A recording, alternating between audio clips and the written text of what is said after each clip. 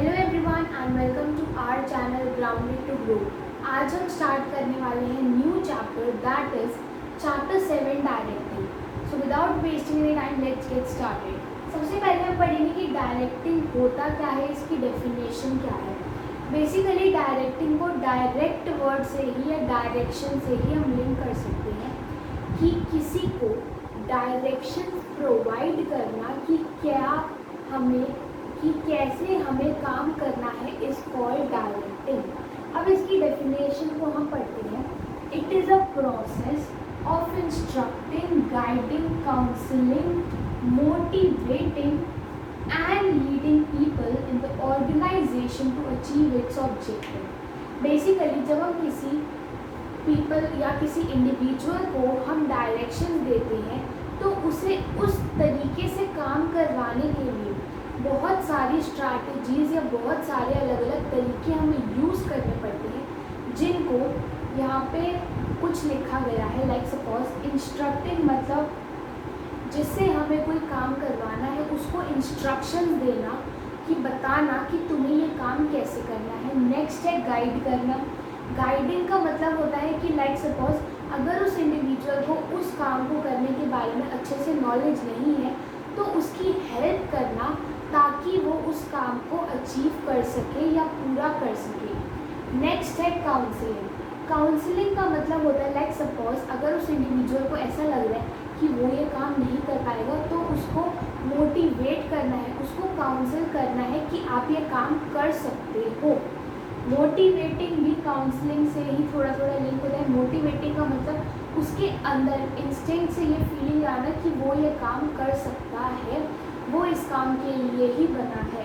And leading मतलब पूरे उस ग्रुप को या उस इंडिविजुअल को आगे बढ़ने में हम उसे कैसे आगे बढ़ाएं, हेल्प करना। All these things are included in directing.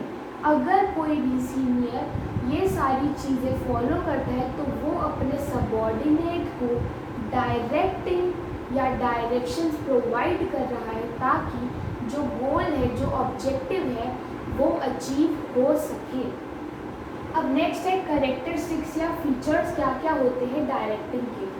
First है एक्शंस आर इनिशिएटेड। बेसिकली हमने अभी तक जो तीनों फंक्शंस ऑफ मैनेजमेंट पढ़े, प्लानिंग, ऑर्गेनाइजिंग एंड स्टाफिंग, उसमें हमने किसी में भी अपने काम को कर देना एक्चुअल में स्टार्ट नहीं कर दिया था, क्योंकि प्लानिंग में हमने तो प्लान बनाया, ऑर्गेनाइज में सारे रिसोर्सेज जो थे वो ऑर्गेनाइज किए, स्टाफिंग में ह्यूमन रिसोर्स को ऑर्गेनाइज किया, लेकिन जो एक्चुअल काम करना है वो स्टार्ट होता है डायरेक्टिंग में।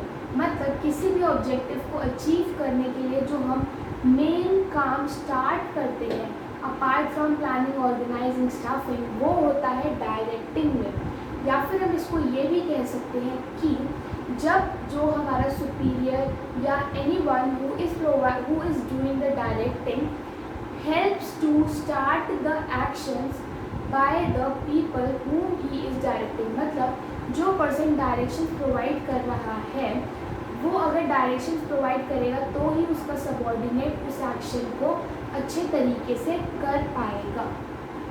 नेक्स्ट है कॉन्टीन्यूअस प्रोसेस। ये तो हमें डेफिनेशन में भी देखा कि डायरेक्टिंग प्रोसेस होती है। अब ये कॉन्टीन्यूअस प्रोसेस अगेन इसलिए होती है क्योंकि हमें टाइम टू टाइम या हर एक टाइम अपने जो ऑर्गेनाइजेशन के एम्प्लॉयज़ हैं उनको इन सारी चीज़ों को यूज़ करके डायरेक्शंस प्रोवाइड करनी पड़ती हैं या उन पे हमें मेजर रखना पड़ता है डायरेक्टिंग करने के लिए। नेक्स्ट है place at every level of management. Place at every level of management का मतलब ये है कि ऐसा नहीं है कि डायरेक्टिंग सिर्फ टॉप लेवल ही करेगा या फिर सिर्फ मिडल ही करेगा या लोअर ही करेगा। हर एक लेवल पे जो भी इंडिविजुअल काम कर रहा है उसे डायरेक्टिंग को यूज़ करना पड़ता है। लास्ट पॉइंट है flows from top to bottom. Basically directions हमें कौन प्रोवाइड करेगा, जो हमसे ज़्यादा स्किलफुल हो, जिसमें हमारे से ज़्यादा क्वालिटीज़ हो या जो स्पेशलाइज्ड हो। और ऑब्वियसली वो जो पर्सन है वो हमारा जूनियर तो होगा नहीं, ऑब्वियसली सीनियर ही होगा। तो इसीलिए डायरेक्टिंग जो है that flows from top to bottom. मतलब जो सीनियर है वो सबॉर्डिनेट को डायरेक्शन प्रोवाइड करेगा, ना कि जो जूनियर या सबॉर्डिनेट है वो अपने सीनियर को डायरेक्शंस देगा। तो ये जो 4 कैरेक्टरिस्टिक्स हमने पढ़ी, इसके लिए एक छोटी सी मेमोरी टेक्निक है ये। If ACP does not give instructions then he will flow from top to bottom. Basically इसका मतलब क्या है कि ACP अगर इंस्ट्रक्शंस नहीं देगा या फिर डायरेक्टिंग को फॉलो नहीं करेगा तो उसकी जो रैंक है, उसकी जो पोजीशन है वो टॉप से बॉटम पे आ जाएगी। ये तो था इस लाइन का मतलब। अब इसमें हमारी कैरेक्टरिस्टिक्स कैसे लिंक करती हैं? ACP and flow from top to bottom. Flow from top to bottom तो सीधा हमारी लास्ट वाली कैरेक्टरिस्टिक हो गई। ACP से हमें ये तीनों कैरेक्टरिस्टिक्स निकालनी। A से है एक्शंस आर इनिशिएटेड, C से है कंटिन्यूअस प्रोसेस एंड P से है place at every level of management. तो ये थी डायरेक्टिंग की डेफिनेशन और ये थी कैरेक्टरिस्टिक्स जिसकी मेमोरी टेक्निक थी। If ACP does not give the instructions then he will flow from top to bottom.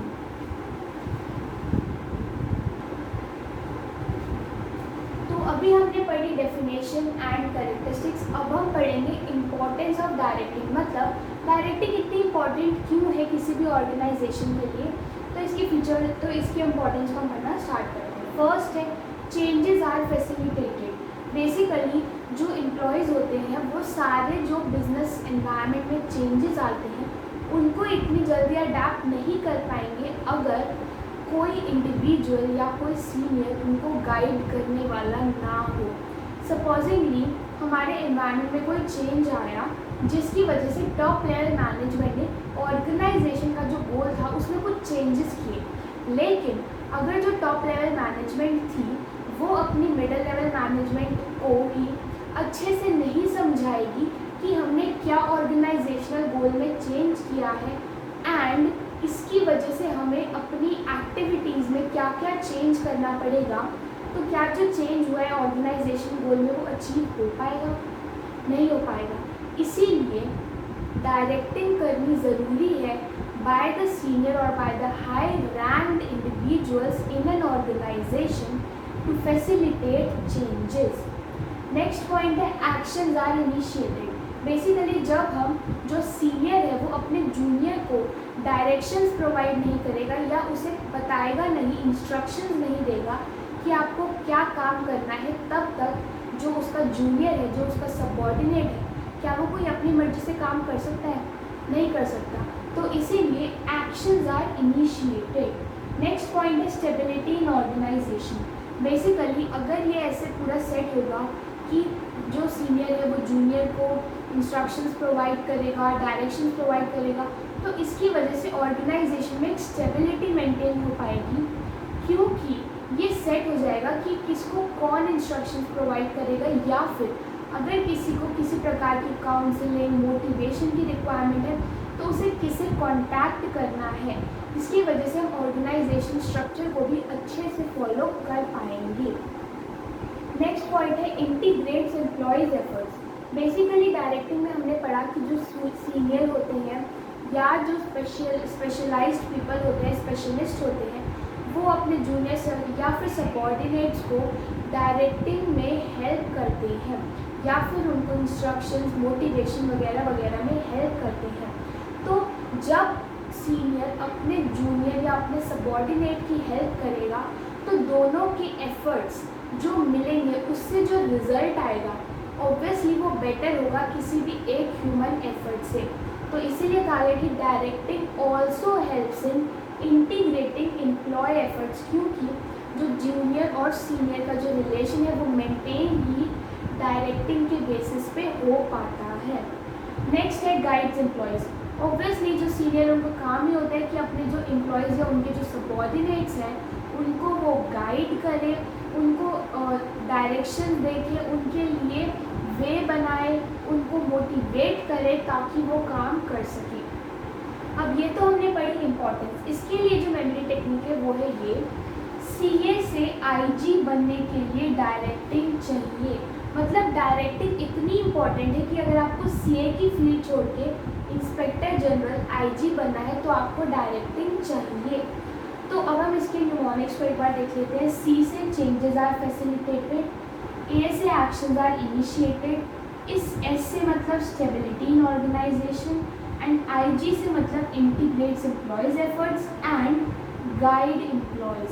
तो ये सारी थी इम्पोर्टेंस ऑफ डायरेक्टिंग। CA से IG बनने के लिए हमें क्या चाहिए? डायरेक्टिंग।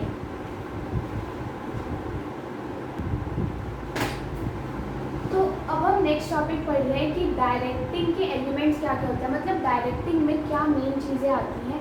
एलिमेंट्स इसके 4 हैं, that is leadership, motivation, communication and supervision. इन चारों को हम डिटेल में इस चैप्टर में पढ़ेंगे। अभी मैं इनके बारे में जस्ट 1-2 वर्ड्स बता देती हूँ कि क्लियर हो जाए कि आखिर ये होता क्या है।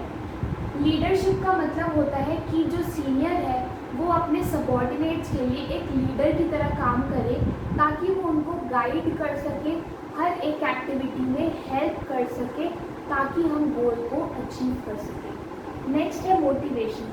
मोटिवेशन का मतलब होता है कि जो सबॉर्डिनेट्स हैं उनके अंदर ये फीलिंग को जगाना कि वो ये काम कर सकते हैं and they can do it in the best possible way, इसे हम कहते हैं मोटिवेशन। कम्युनिकेशन क्या होता है कि सीनियर और सबॉर्डिनेट जो होते हैं उन्हें अपने बीच में कम्युनिकेशन को बनाए रखना चाहिए, वरना जो जूनियर या सबॉर्डिनेट्स हैं वो अपनी प्रॉब्लम्स को सीनियर को नहीं बता पाएंगे, जिसकी वजह से जो सीनियर है वो ढंग से डायरेक्टिंग को फॉलो नहीं कर पाएंगे। एंड लास्ट है सुपरविजन। सुपरविजन का मतलब क्या होता है, जो सीनियर है उन्हें अपने जो जूनियर या सबॉर्डिनेट्स हैं उन पे चेक रखना चाहिए कि क्या कोई उन्हें दिक्कत तो नहीं हो रही है, या फिर उन्हें किसी चीज़ की रिक्वायरमेंट है, या वो किस फील्ड में लैक कर रहे हैं जिसमें हमें उन्हें डेवलप करना चाहिए। ये थे चारों एलिमेंट्स। आज की क्लास में हम सुपरविजन के बारे में डिटेल में पढ़ेंगे, बाकी के तीनों एलिमेंट्स के बारे में हम फर्दर क्लासेस में पढ़ेंगे। तो ये जो चारों एलिमेंट्स हैं इनको याद रखने की मेमोरी टेक्निक है, LCM से सब सॉल्व होगा, वैसे ही डायरेक्टिंग से सब सॉल्व होगा। मतलब LCM जैसे कोई भी मैथ्स का सॉल्यूशन हो उसको सॉल्व करने के लिए ऐसा होता नहीं है, लेकिन हर एक मैथ्स की प्रॉब्लम को सॉल्व करने के लिए LCM से सब सॉल्व हो जाता है। वैसे ही हर ऑर्गेनाइजेशन की दिक्कत को अगर सॉल्व करना है तो लीडरशिप, तो डायरेक्टिंग के ये एलिमेंट सब सॉल्व कर देंगे। अभी LCM से सब सॉल्व होगा, इससे कैसे रिलेटेड है? L से है लीडरशिप, C से है कम्युनिकेशन, M से है मोटिवेशन और इस बड़े वाले X से है सुपरविजन। तो एलिमेंट्स के लिए मेमोरी टेक्निक, LCM से सब सॉल्व होगा, L से लीडरशिप, C से कम्युनिकेशन, M से मोटिवेशन एंड S से सुपरविजन। तो अब हम स्टार्ट करते हैं हमारे फर्स्ट एलिमेंट ऑफ डायरेक्टिंग से, that is supervision.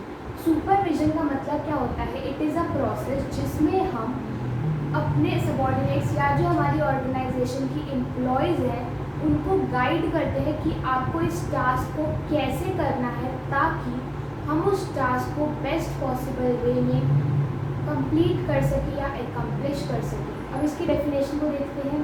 Process of guiding the efforts of employees and other resources to achieve the goal. मतलब हमें अपने एम्प्लॉयज़ और जो दूसरे रिसोर्सेज हैं उन सबको गाइड करके सही डायरेक्शन में लगाना है ताकि हम अपने गोल को अचीव कर सकें। अब इसकी इंपॉर्टेंस के 3-4 पॉइंट हैं, इनको फटाफट से हम देख लेते हैं, फिर हम मूव ऑन करेंगे मोटिवेशन की तरफ। इंपॉर्टेंस क्या है? Group unity. बेसिकली अगर हम अपने ग्रुप को अच्छे से लीड करें, अच्छे से सुपरवाइज करें, अच्छे से उन्हें गाइड करें कि आप काम ऐसे करना चाहिए, ऐसे नहीं, आराम से उनके साथ कम्युनिकेशन बना के रखें तो हम ग्रुप यूनिटी को अचीव कर सकते हैं। नेक्स्ट है link between workers and managers. Basically इसका मतलब क्या है कि अगर हम अपने सबॉर्डिनेट्स को या अपनी ऑर्गेनाइजेशन में जितने भी एम्प्लॉयज़ हैं उनको सुपरवाइज करते रहेंगे तो उसकी वजह से एक लिंक फॉर्म हो जाएगा मैनेजमेंट एंड वर्कर्स के बीच में। नेक्स्ट पॉइंट है हेल्प इन कंट्रोलिंग। बेसिकली अगर हमने स्टैंडर्ड सेट कर दिए सुपरविजन में कि आप देखो काम ऐसे करो, लेकिन इतना स्टैंडर्ड तो होना चाहिए। अगर हमने स्टैंडर्ड सेट कर दिया और जो एम्प्लॉय है वो उसे मीट कर पाया या नहीं कर पाया, ये हमें हेल्प करेगा अपनी ऑर्गेनाइजेशन की कंट्रोलिंग में या उस प्रोजेक्ट उस इवेंट की कंट्रोलिंग में। तो अब हम नेक्स्ट टॉपिक की तरफ मूव ऑन करेंगे, दैट इज मोटिवेशन।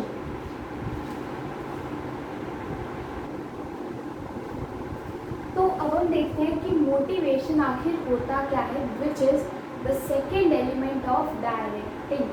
मोटिवेशन का मतलब नॉर्मल अगर हम देखें तो क्या होता है कि हमें जो भी इंडिविजुअल्स या जो भी पीपल या फिर जो भी एम्प्लॉयज़ हमारे अंडर हैं, हम उनके अंदर से इस भावना को जागृत करें या फिर इस भावना को हेल्प करें राइज होने में कि आप ये काम कर सकते हो और आपको ही ये काम करना है, you are made for this work, ताकि हम अपने गोल को अचीव कर सकें। अब इसकी डेफिनेशन भी है, it is the process of stimulating people, मतलब उनके अंदर की इंस्टिंक्ट को जगाना ताकि वो काम करें जिससे कि जो हमारा गोल है वो अचीव हो सके। मतलब ये प्रोसेस होता है जिसमें हम जो इंडिविजुअल्स हैं उनके इंस्टिंक्ट को जगाते हैं कि आप ये काम कर सकते हो, और वो ताकि वो काम करें और हमारा जो गोल है, ऑर्गेनाइजेशन का गोल है, वो अचीव हो सके। अब इसमें 3 वर्ड्स आते हैं मोटिवेशन से related, motive, motivation and motivator. Basically motive का मतलब क्या होता है कि किस गोल, किस ऑब्जेक्टिव को पूरा करने के लिए हम मोटिवेशन कर रहे हैं। मोटिवेशन तो हमने यहाँ पे देख लिया। एंड मोटिवेटर वो पर्सन होता है, वो इंडिविजुअल होता है जो किसी को मोटिवेशन दे रहा है। तो ये 3 अलग अलग वर्ड्स थे। अब हम पढ़ेंगे इनके फीचर्स, इंपॉर्टेंस वगैरह के बारे में।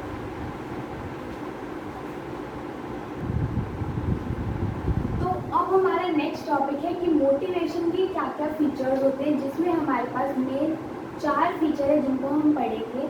मोटिवेशन का पहला फीचर है it is a goal directed behaviour. मतलब हम मोटिवेशन किस लिए करते हैं, ऑब्वियसली अपने गोल को अचीव करने के लिए या फिर किसी के थ्रू अचीव करवाने के लिए। So that's why motivation is a goal directed behaviour. मतलब अपने गोल को अचीव करने के लिए ही हम मोटिवेशन करते हैं। नेक्स्ट है इंटरनल फीलिंग। बेसिकली मोटिवेशन को हमने जब उसकी डेफिनेशन में पढ़ा तो हमने पढ़ा स्टिमुलेट्स द फीलिंग्स। मतलब किसी की भी इंडिविजुअल की फीलिंग्स, जो इंटरनल फीलिंग्स होती हैं, उनको जगाना कि आप इस काम को कर सकते हो। It's not related to anything which is outside a human body, but with the internal feelings, the mind, the brain, the heart of an individual, जिससे हम मोटिवेशन करते हैं।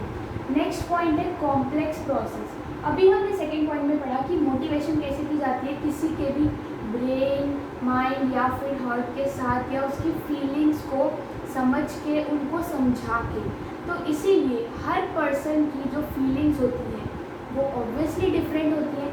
तो इसीलिए हर इंडिविजुअल को मोटिवेट करने का तरीका भी डिफरेंट होता है। इसीलिए मोटिवेशन को कॉम्प्लेक्स प्रोसेस भी कहा जाता है। लास्ट पॉइंट है आइदर नेगेटिव और पॉजिटिव। मतलब किसी भी इंडिविजुअल को मोटिवेट करने के लिए हम उसे नेगेटिवली भी मोटिवेट कर सकते हैं या फिर पॉजिटिवली भी मोटिवेट कर सकते हैं। इसके लिए हम एक एग्जांपल लेते हैं। सपोज 2 एम्प्लॉयज़ है A एंड B, ठीक है। इन दोनों को जब परफॉर्मेंस अप्रेजल मिला तो दोनों सेम रैंक पे थे, लेकिन इसे ग्रेड मिला A और इसे मिला A+। ओके, तो ये दोनों इनके जो परफॉर्मेंस ग्रेड्स आए वो ये थे। अब ये दोनों इससे कैसे मोटिवेट हो सकते हैं। A+ वाला जो है वो तो सोचेगा कि यार मुझे उससे ज़्यादा अच्छा ग्रेड मिला है, मतलब मैंने अच्छा काम किया, मुझे आगे भी ऐसे अच्छा काम करना चाहिए जिससे मुझे और अच्छे रिजल्ट्स मिले।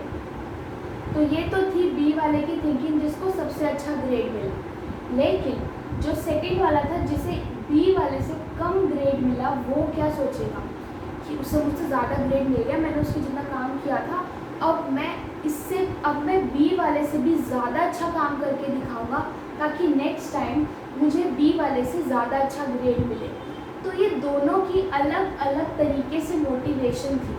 जो B वाला था वो कैसे मोटिवेट हुआ, पॉजिटिव थॉट से कि उसको अच्छा रिज़ल्ट मिला है तो आगे भी उसे अच्छा काम करना चाहिए ताकि उसे अच्छे रिज़ल्ट मिले।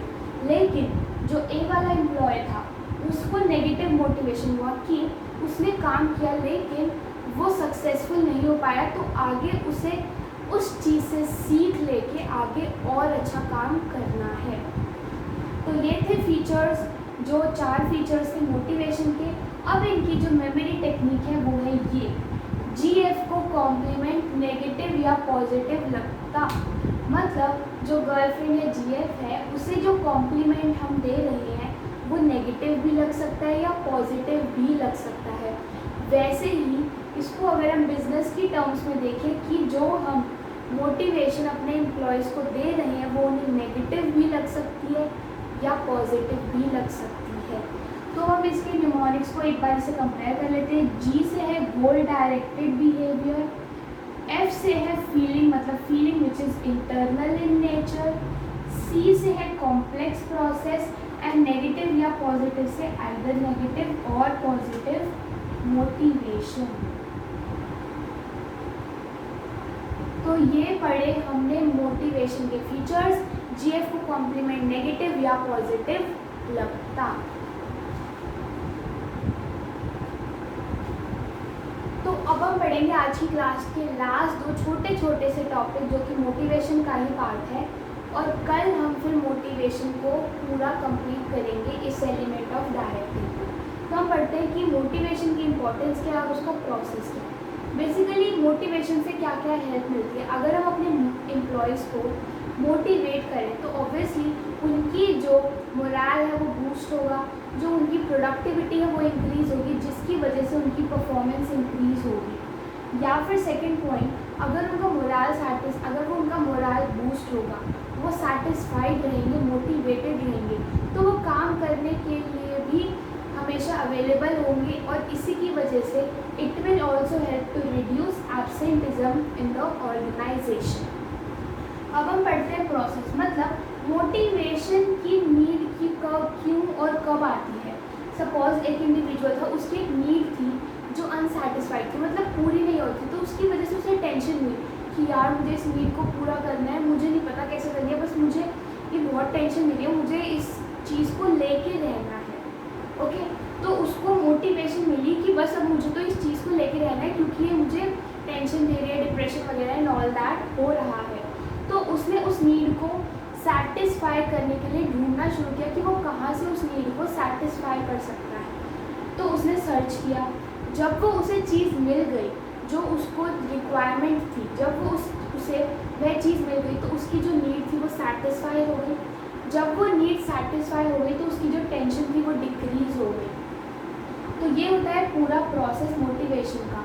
लाइक सपोज कोई भी एक एम्प्लॉय है, उसको ऐसा लग रहा है कि उसकी स्किल ना वो पूरी अच्छी तरीके से डेवलप नहीं है, इसी वजह से वो अपने जो कलीग्स हैं उनके सामने कंपटीशन में खड़ा नहीं हो पाता, जिसकी वजह से उसे बहुत टेंशन फील होती है।